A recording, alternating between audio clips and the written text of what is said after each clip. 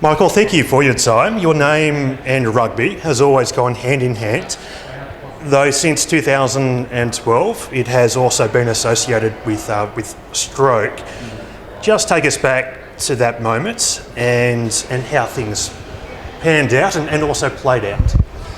It was all a bit of a shock back in April 2012, but I was just having a beer and a steak with a few mates back in Brisbane. I was only supposed to be there for 3 days, and that turned out to almost 2 months. But it was just one of those freak sort of things where I took a sip of beer, somebody was telling a joke, I laughed, the beer went down the wrong way, and I had sort of a choking coughing fit, a bit like we've all done 100 times, and that split the back right artery in my neck here, and that was it. And I was just very lucky that I was with people that recognised it and said, "Do you want us to call an ambulance?" And I said yes, and I was in hospital within the hour. So that's sort of what saved me, really. But since then I was very lucky that the only thing that got touched was my sight, and all the rest of my sort of body and physical capabilities is fine. And so life goes on, and I was one of the lucky ones, I guess. Your doctor at the time, I believe, mentions you didn't just dodge a bullet, you dodged a cannonball. Yeah. Do you see that as a second chance at life in some ways? Yeah, I guess so. I didn't realise the gravity of it all, but I quickly came to the realisation that it was pretty grave.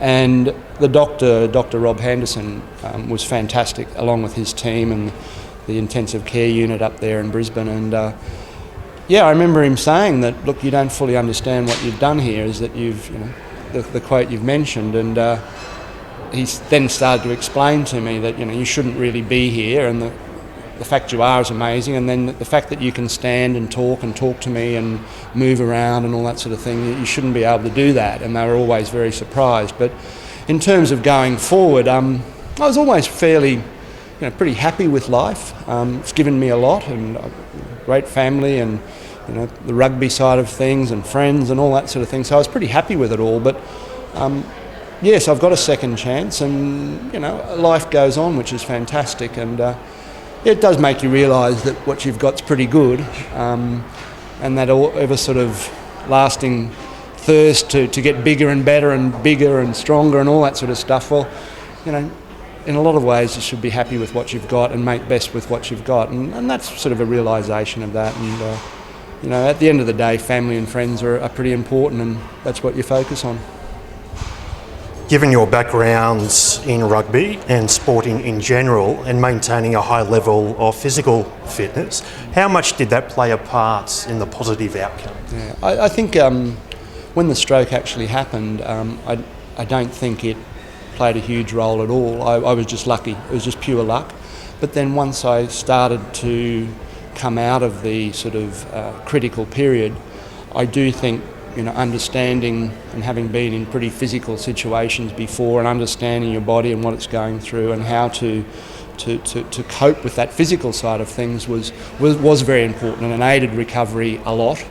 On the mental side of things, it makes you pretty strong, having been through rugby and international sport for so many years. So, but still, it doesn't make you bulletproof. And there were times when I was euphoric, and it was great to be alive and all those sort of things. But that equally gets matched by, why me? A bit of depression and all that sort of thing. And so, the fact that I was aware of all that and knew what was going on and could understand that certainly helped, along by the fact that I'd been at sort of fairly high level of international sport and that sort of thing. So I don't think it did any harm, but when the stroke occurred, it was just pure luck that I wasn't hit harder.